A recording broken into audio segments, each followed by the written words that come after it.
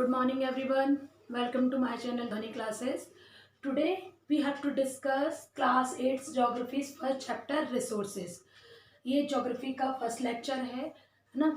First chapter में आपके resource दिया हुआ है और रिसोर्स से आप लोग वैसे फैमिलियर हैं। Resource means everything which fulfil the needs of human being. हर वो चीज़ जिससे ह्यूमन बीइंग की आवश्यकताओं की पूर्ति होती है, that is a resource. Like I am writing with a pen, it is also type of resource. You are seeing in a that blackboard, you are seeing here whiteboard, you are seeing here, so it is a type of resource, but it is a type of man made resource, है ना। यानी अभी हम उसके types को समझेंगे तो और क्लियर हो जाएगा कि हर वो वस्तु, हर वो चीज, everything which is fulfil our needs, that is called a resource. So it is an introduction of the resource, and next is given here the types of resource. Types of resource में two types है resource के, natural and human made resource. यानी natural resource यानी which is provided by the nature directly, जो directly nature से हमें provide किया जाता है, जो nature हमें देती है वो क्या कहलाता है, natural resource, है ना। जैसे if we are taking the example of the air, water, some minerals, some metals also which is lies on our earth, है ना। बहुत सारी चीजें ऐसी हैं जो अर्थ पे अवेलेबल है. They all things are called the natural resource because it is provided by the nature. Next is given here human made resource. Human made resource means everything which is made by the human being, that is called a human made resource.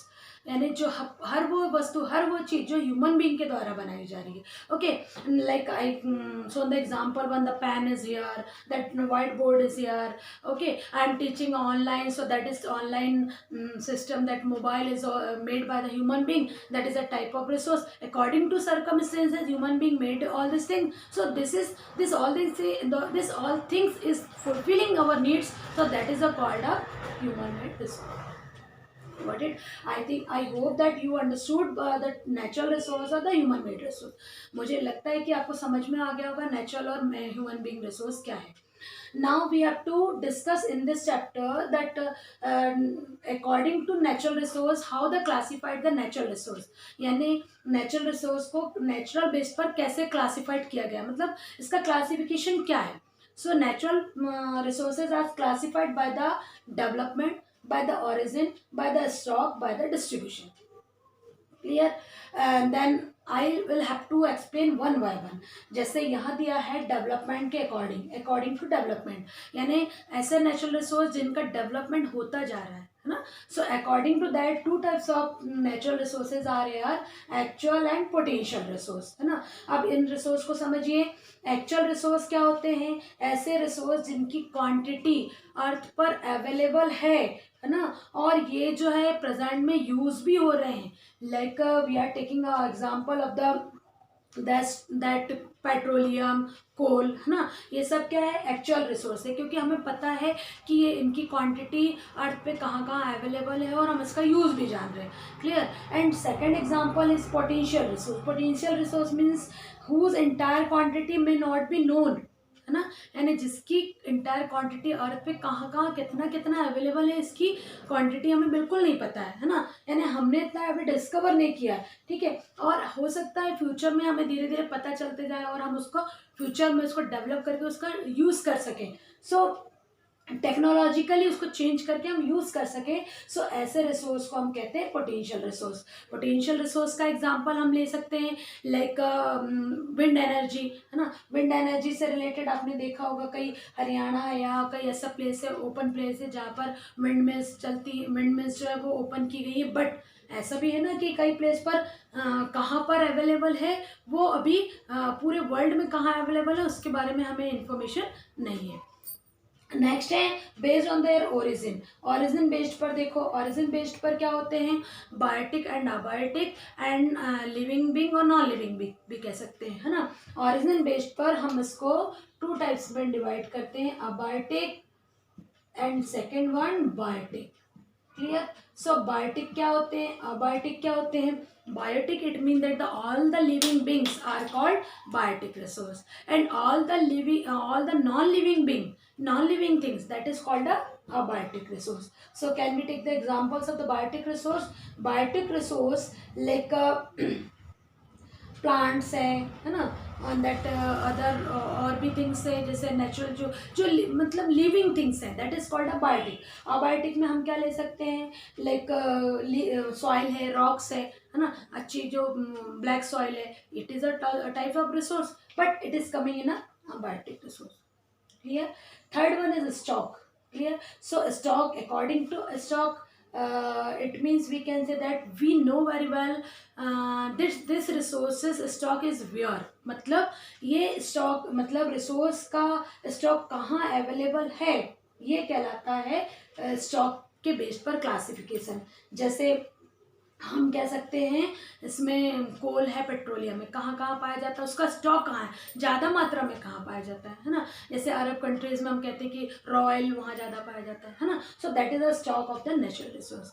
फिर next है distribution. अब distribution same as here but just just differentiate that stock and distribution, like if we are talking about the coal in our country, so हम कह सकते हैं कि यहाँ इस प्लेस पे पाया जाता है, ठीक है। सो ये डिस्ट्रीब्यूशन हो गया। या फिर उसका डिस्ट्रीब्यूशन किस बेस पर भी होता है, वहाँ के क्लाइमेट के बेस पर। जैसे कई चीज़ें हैं जो किसी प्लेस पर अवेलेबल है, उसका डिस्ट्रीब्यूशन यहाँ पर है पर अदर प्लेस पे नहीं है। सो डिस्ट्रीब्यूशन मतलब कहाँ कहाँ अवेलेबल है वर्ल्ड में।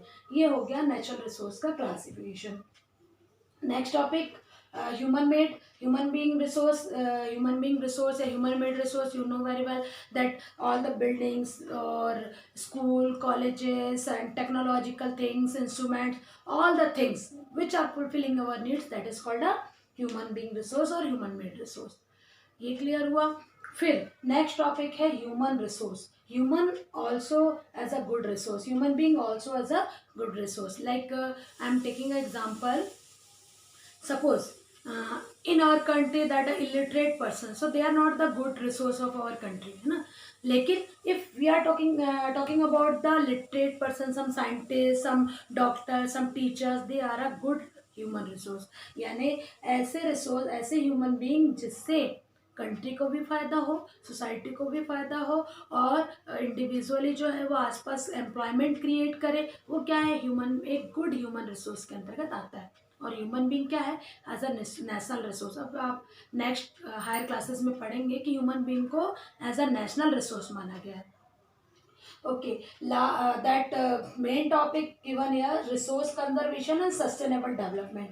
ठीक है, सो कंजर्वेशन ऑफ रिसोर्स, ठीक, ये बहुत इंपॉर्टेंट टॉपिक है। What do mean by conservation?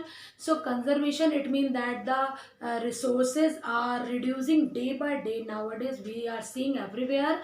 So it is compulsory, it is necessary that we have to conserve the resource. अभी हम देख रहे हैं कि रिसोर्स जो है धीरे धीरे अर्थ से क्या कहना चाहिए, खत्म हो रहे हैं, डैमेज भी हो रहे हैं। और जैसे वाटर है, वाटर पॉल्यूट हो रहा है, एयर पॉल्यूट हो रही है ना। So it is required that we have to procure for the future generation, है ना। तो हमें क्या करना है, हमारी फ्यूचर जनरेशन के लिए इसको कंजर्व करके रखना है। That is called a conservation of resources. क्योंकि इनकी जो फॉर्मेशन प्रोसेस है वो बहुत लॉन्ग प्रोसेस है। हम लोग क्या कर रहे हैं, जितनी इसका कंजप्शन कर रहे हैं उतना प्रोडक्शन नहीं हो पा रहा। जैसे कोल का एग्जांपल लें तो कोल के प्रोडक्शन में, कोल के फॉर्मेशन में लाखों साल लग जाते हैं, मिलियन ईयर्स कंप्लीट में, तब जाके कोल का फॉर्मेशन होता है प्लांट के और डेड सेल्स के जरिए। लेकिन क्या हम उसका यूज़ डे बाय डे नहीं कर रहे हैं? So it is necessary that we have to conserve the natural resources और the all the resources we have to conserve. Conservation of resource I think clear हो गया। Next is given here sustainable development, very important topic. और आज के समय में ये बहुत ही कहना चाहिए इतना इंपॉर्टेंट टॉपिक है। इस बेस पर ही इकोनॉमिक डेवलपमेंट भी हो रहा है, इस बेस पर ही जितने भी डेवलपमेंट हो रहे हैं वो सस्टेनेबल डेवलपमेंट को लेकर हो रहे हैं। मतलब what do you mean by sustainable development? Sustainable development it mean that the development which is doing by the taking care of the future generation. मतलब जो भी हम डेवलपमेंट कर रहे हैं उस डेवलपमेंट को हम ऐसा डेवलप करें कि फ्यूचर की जनरेशन उससे सिक्योर हो जाए, है ना। यानी फ्यूचर की जनरेशन को लेकर हम चलते हैं तो वो कहलाता है sustainable development. Like I am giving the example, जैसे petroleum, in place of petroleum we are using the CNG gas for riding the two wheeler and other things, clear. और we can take the example, जैसे दिल्ली में you know that odd even process started for the two wheeler four wheeler. वहाँ पे इसलिए start किया था कि pollution भी ना हो और ये हम जो है पेट्रोलियम इसको कंजर्व भी कर सके ना। And so many example for the sustainable development that we have to be, हमको क्या जो भी डेवलपमेंट करना है, जैसे हम कह सकते हैं कि जो बायोगैस है, बायोगैस कैसे बनाई जाती है, बाय द काउ, जो होता है ना cow dung and all this things, इससे बनाई जाती है वेस्टेज से। तो वो सब क्या है, हमारा सस्टेनेबल डेवलपमेंट है। हम डेवलपमेंट ऐसा करें जो फ्यूचर को सिक्योर करके करके चले। सो आई होप कि सारे पॉइंट्स इसमें क्लियर हो गए हैं। If you have any doubt so you can comment me, ask me. Thank you, have a nice day student. Thank you, like and subscribe my channel. Thank you.